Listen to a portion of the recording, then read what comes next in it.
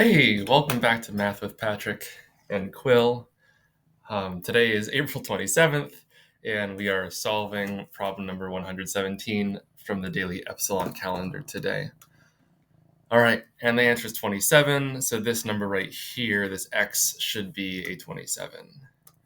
So it looks like we need to solve this definite integral. Y is going to be some number, and then when I plug it in here, I'm going to get a 27. Now, just because all the hard part is solving for y, I think I want to rewrite this equation real quick and then confirm that I find the correct value of y. So I'd really like it if 27 equals e to the y. And then I know anytime you have anything exponential, you can rewrite it as a logarithm. This is the same as the natural log of 27 is equal to y. Kind of the way that I visualize it is there's always a base here for logarithms, and whatever this expression equals is your exponent.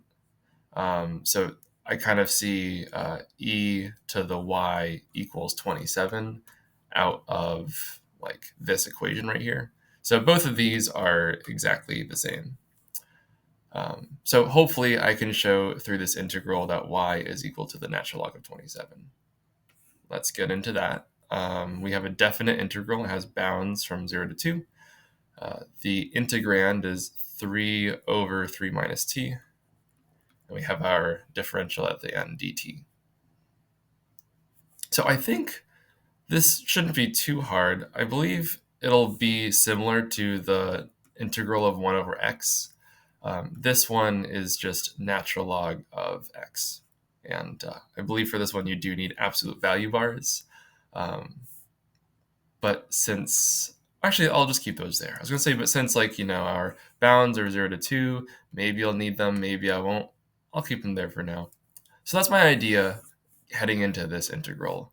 I know I can take any coefficients out, so that times 3 on the top, I'll just take on the outside of my integral. And I don't really like having this t be negative. It might introduce some weird chain rule stuff, so I want to deal with that first.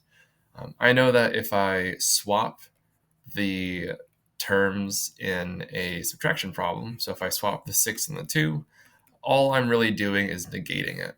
So I'm actually going to swap them and also negate it, and these two steps should cancel each other out.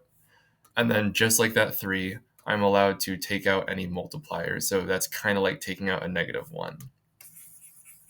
Okay, this integral looks a lot more easy to me. It's essentially just this one over here where 1 over something, this x right here, is just going to go right into here in the absolute value bars. So if I take this integral, I'll still have the -3 on the outside. Then I'll have natural log of the absolute value of t minus 3. And then I'm evaluating this from 0 to 2. And basically that means let's keep the -3 out front for now. I don't really like multiplying it in just yet.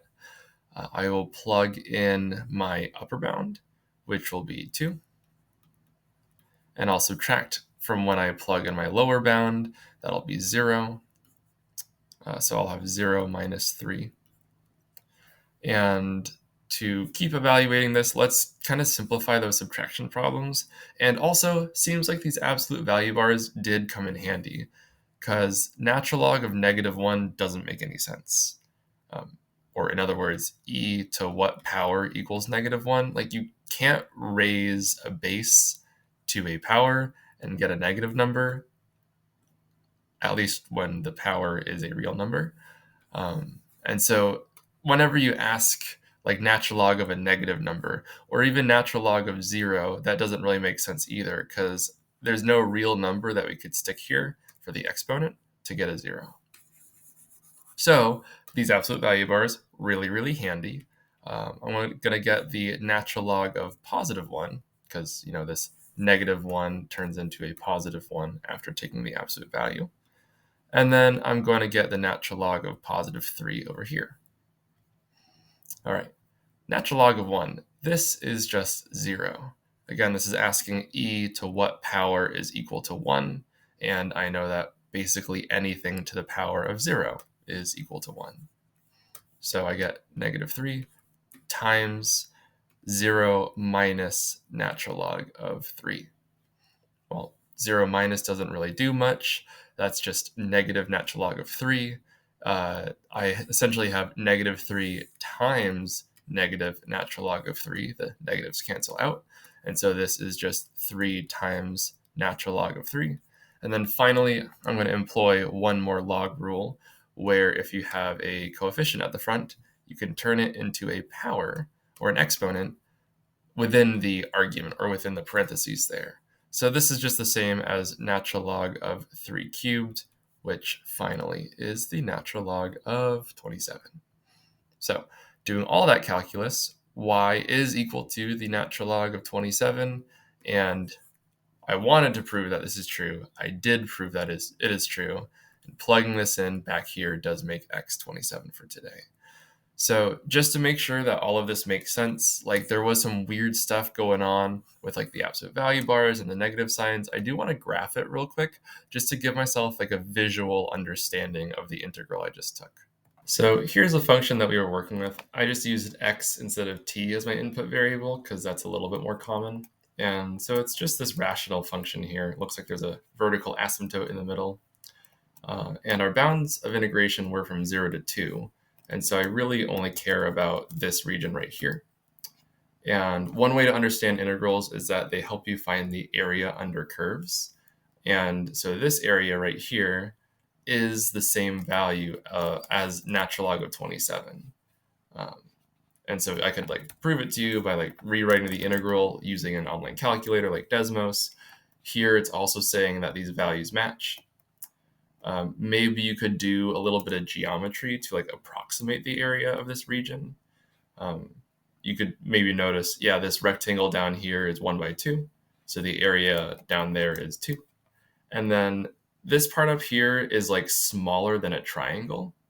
And this upper triangle here is going to have an area of 2 times 2 divided by 2. So just 2 again. So it's like this trapezoid that's kind of below this new red line. This trapezoid kind of here that I'm marking out with my cursor has an area of 4. And so if we're looking at this red region, clearly the area is less than 4, but not too much less than 4.